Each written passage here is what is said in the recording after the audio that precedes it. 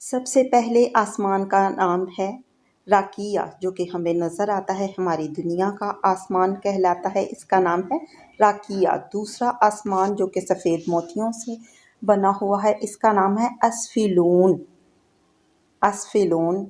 اس کے علاوہ تیسرے آسمان کا نام ہے کیدون، جو کہ لوہے کا بنا ہوا ہے، ٹوٹلی لوہے کا آسمان۔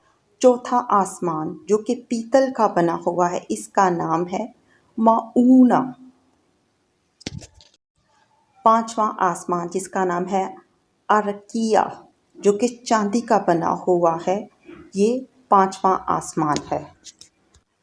چھٹا آسمان دہکنا، جو کہ سونے اور سرخ یاقوت سے، سرخ پتھروں سے بنا ہوا ہے۔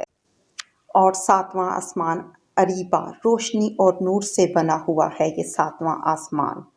اگر آپ کو ویڈیو پسند آئی ہے تو لائک اور شیئر کریں۔